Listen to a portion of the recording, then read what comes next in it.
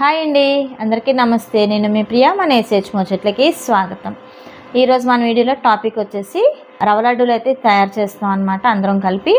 అయితే ఇక్కడ చూస్తున్నారు కదా, మా స్టాఫ్ అంతా వచ్చారు. ఎందుకు ఏంటి అనుకుంటున్నారా? నెక్స్ట్ డే వసంత పంచమి అనమాట.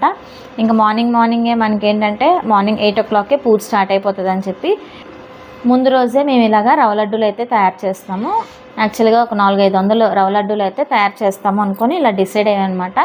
అమ్మవారికి వైట్గా ఉన్న ప్రసాదాలు అంటే చాలా ఇష్టం కదా. వైట్ డ్రెస్సులు వేసుకున్న, వైట్ ఫ్లవర్స్తో పూజలు చేసుకున్న చాలా మంచిది అంటారు కదా.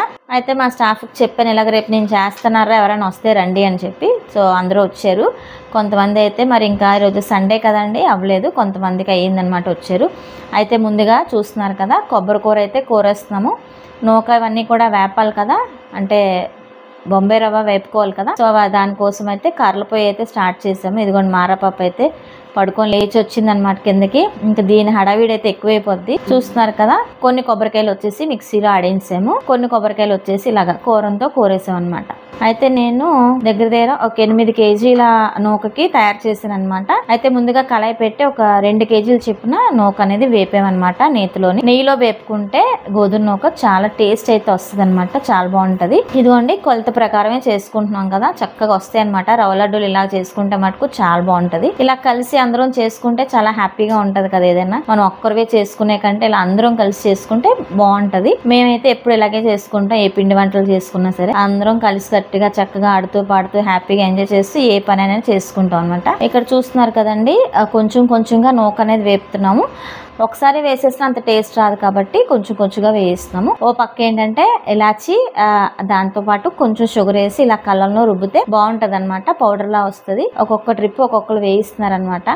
కొబ్బరి కూర అంతా కూరేసాము. ఓ పక్కన ఏంటంటే నూక అనేది ఒకరు వేపుతున్నారు అనమాట. 10 కొబ్బరికాయలు చక్కగా పెద్దవి అనమాట, ముదారు కొబ్బరికాయలు అయితే తీసుకున్నాను నేను మార్కెట్ వెళ్ళేటప్పుడు. కూర అంతా కోరితే మనకు ఒక 3 kgs వరకు వచ్చింది. సో షుగర్ వచ్చేసి నాకు 7.5 kgs పట్టిందండి. షుగర్ వచ్చేసి కొలత ప్రకారం ఎందుకు చెప్తానంటే ఇలా లెక్క పెట్టి చేసుకున్నాం కదా, బాగుంటది. మీకు కూడా తెలుసుకుంటే మంచిది కదా.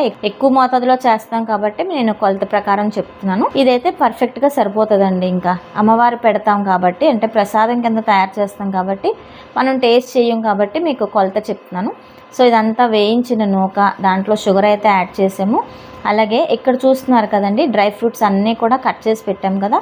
కిస్మిస్, బాదం పప్పు, జీడిపప్పు ఇవన్నీ కూడా వేయించేస్తున్నాం. దీంతో పాటు నేను ఏం చేస్తానంటే ఒక కొబ్బరికాయ అట్టే వదిలేసి చిన్న ముక్కల కింద కోసి అవి కూడా నేతిలో వేయించి వేసాము.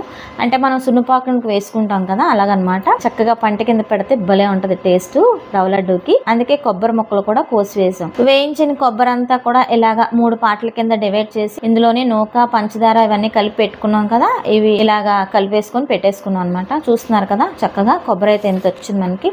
దీంట్లో మళ్ళీ మనం డ్రై ఫ్రూట్స్ ఇవన్నీ కలిపి ఉన్నాయి కదా, వేసి 3 బేషన్లో కలిపి పెట్టుకున్నాం కదండి. అవన్నీ కూడా బాగా కలిసేటట్టుగా కలిపేసి ఒక పక్కన పెట్టి మొత్తం అంతా కలిపిన తర్వాత ఇందులో ఎలాచీ పౌడర్ అయితే నూరుకున్నాం కదండి కళ్ళల్లోని, అది వేసి దగ్గర నాకు 1.5 kg నెయ్యి అయితే పట్టిందండి. అలాగా మన ఆవుల నుంచి వచ్చిన నెయ్యి అనమాట, చక్కగా ఆర్గానిక్ నెయ్యి అని చెప్పొచ్చు. అదంతా వెచ్చబెట్టి చక్కగా ఇందులో పోసి మూత పెట్టేసామన్నమాట. ఇంక మరి లంచ్ టైం అయితే అయింది కదా, లంచ్ చేసి మిగతా పాలు అవి అన్నీ మరగబెట్టి చక్కగా ఉండలు చేద్దామని చెప్పి డిసైడ్ అయిపోయాం. అయితే ఈరోజు మా వంట వచ్చేసి వెజ్ బిర్యానీ అండి. దాంతోపాటు కొంచెం కచంబర్ అనమాట, క్యారెట్ వేసి కచంబర్ అయితే మమ్మీ చేశారు. సూపర్గా ఉంటుంది టేస్ట్ అయితే. అందరం కలిసి తినేసాం అనమాట. ఇక చూస్తున్నారు కదా, ఇంకా భోజనాలు అయిపోయిన తర్వాత హ్యాపీగా ఇంకా వేడి పాలతోని ఇలా ఉండలు అయితే చుట్టేసాం. రవ్వ లడ్డూలు అన్ని చుట్టి పెట్టేసామండి. చక్కగా ఒక 400-450 అవుతాయి అనుకున్నాం, కానీ ప్లేట్ కి ఒక 50 చెప్పిన లెక్కబెట్టి పెట్టేసిన తర్వాత ఈ రవ్వ లడ్డూలు అయితే 600 వచ్చినాయండి. సైజ్ కూడా చూస్తున్నారు కదా, అలాగని మరీ చిన్నది కాదు, అలాగని మరీ పెద్దది కాదు, ప్రసాదం కదా ఇలా వచ్చింది. ఇంకా మనకి ఏంటంటే రేపటి వరకు ఉండాలి కదా, అమ్మవారి దగ్గర సమర్పించాలి. ఇంకా ప్రసాదం మనం పూజలో పెట్టిన తర్వాతే కదా వాడతామని చెప్పి ఫుడ్ ర్యాపింగ్ కవర్ ఉంటది కదా, దాంతో నెలగా ర్యాప్ చేసేస్తాం. చూస్తున్నారు కదండి, చాలా హ్యాపీగా ఎంజాయ్ చేస్తూ ఆడుతూ పాడుతూ 600 రవ్వ లడ్డూలు అయితే ఇట్టే చేసేసాం అనమాట అందరం కలిసి.